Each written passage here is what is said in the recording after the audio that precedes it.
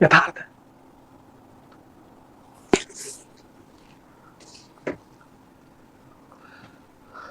तो साधक पहले चरण में क्या करता है? कई सारी चुनौतियां झेलता है। तो पहली चुनौती उसकी क्या है? पहली चुनौती है अदृश्य उपलब्धि। अब तो ये समझ ही गए होंगे,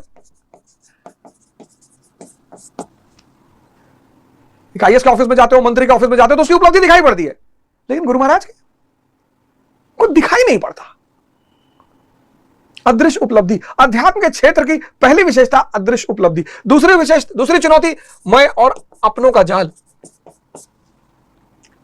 तीसरी दूसरे की मूर्खता। चौथी अपना ज्ञान, अपना ज्ञान का भ्रम। चौथा पांचवा गुरु को उपदेश कि महाराज आप तो समझदार हैं, आप ऐसा ना करें। और छठा लास्ट और सबसे खतरनाक क्या? नुकसान,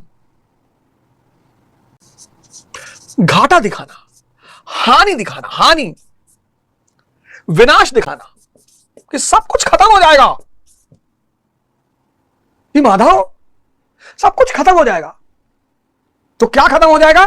चार चीज अर्जुन कह रहा है। अर्जुन कह रहा है सनातन धर्म खत्म हो जाएगा। अर्जुन कह रहा है स्त्रियां दूषित हो जाएंगी। अर्जुन कह रहा है वर्ण संकर हो जाएगा। अर्जुन कह रहा है पिंडोदक क्रिया खत्म हो जाएगी।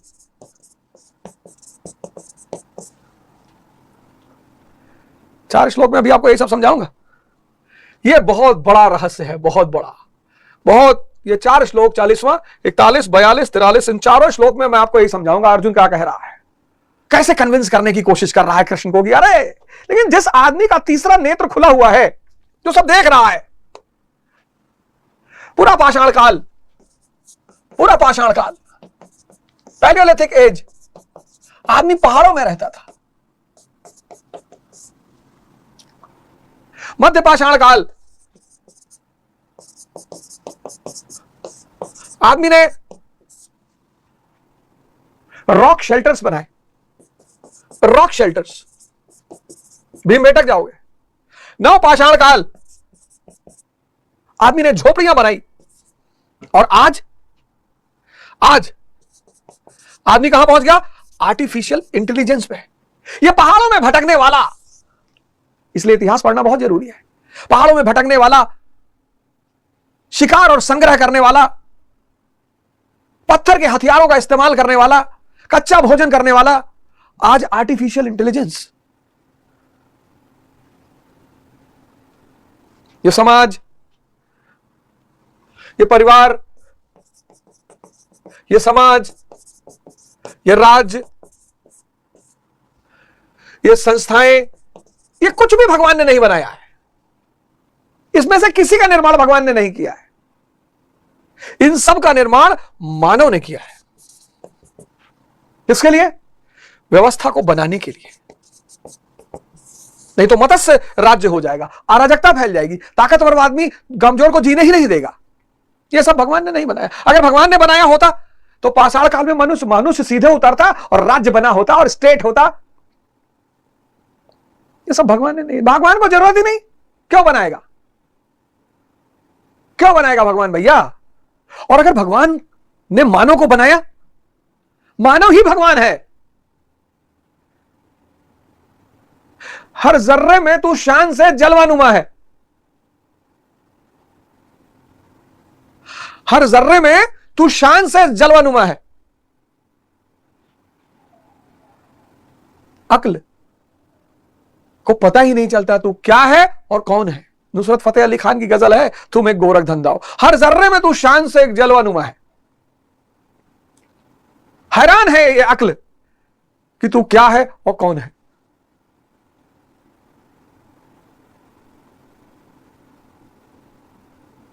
हैरान है ये अक्ल, हैरान है। ये सब मानव ने निर्मित किया। जैसे जैसे मानव का विकास होता चला गया, जैसे जैसे मानव का विकास होता चला गया, चीजें आर्थिक, सामाजिक, राजनीतिक सब बनती चली गई। ताम्रपाषाण काल, एक मकान बड़ा सा मिला है 5 कमरों का, उसके अगल बगल छोटी छोटी झोपड़ियां हैं। कहां? इनाम गांव में, महाराष्ट्र में। तो एक बड़ा सा ताम्रपाषाण, अब धातु भी मिल गई और पाषाण युग भी चल रहा है। ताम्रपाषाण, चैल्कोलिथिक पीरियड, इनाम गांव उसकी एक स्थल है, वहां पे कुछ वो मिला है। एक ताम्रपाषाण काल का एरिया है, इनाम गांव स्थल है। वहां एक बड़ा मकान मिला 5 कमरों का, उसके चारों तरफ छोटी छोटी झोपड़ियां हैं, अनाज रखने के फूड वो है, गोडाउन है। तो ऐसा माना जाता है कि वो जो बड़ा वाला मकान है वो सरदार का रहा होगा। सब कुछ धीरे धीरे विकसित हुआ। ये नवपाषाण काल क्या है मानो? हंटर और गैदरर, शिकारी और संग्रहकर्ता। यहां हंटर और हर्डर, शिकारी और चरवाहा। नवपाषाण, प्रोड्यूसर, उत्पादन करने लगा। भगवान राम की पूजा क्यों करनी चाहिए? भगवान राम की अगर आप पूजा कर रहे हैं तो आपके जीवन में जो सबसे बड़ी चीज होगी वो है तपस्या। मोदी जी ने जवानी में कर ली, आज भोग रहे हैं। राहुल जी ने जवानी में नहीं की, अब कर रहे हैं। सबको करना है, सबको करना है, करना ही करना, कोई रास्ता ही नहीं। बहुत सारे लड़के दिल्ली इलाहाबाद कोचिंग किए, पटना कोचिंग किए, पैसा था तो दिल्ली भी कोचिंग किए, 4 कोचिंग किए, फिर भी परेशान है। भाई बहुत सारे लोगों के घर में पैसा है, तो एक कोचिंग किए, फिर कहा कि नहीं यहां तो ठीक नहीं था, फिर दूसरी किए, फिर तीसरे, 4 कोचिंग किए, फिर भी सिलेक्शन नहीं हुआ। कई सारी भारत में जाती हैं जिनके पास बहुत सारे अटेम्प्ट्स हैं, फिर भी सिलेक्शन नहीं हो रहा है। क्यों? क्योंकि तपस्या मिसिंग है। कंपलसरी है, करना ही है। आप चाहे क्लर्क के घर में पैदा हुए हो, चाहे चपरासी के घर में, चाहे राजा के घर में, करना है। जो तपस्या नहीं करेगा उससे जीवन जिंदगी भर मेहनत कराएगा, मजदूरी कराएगा, सेवक बना देगा। यह भगवान राम का महत्व है।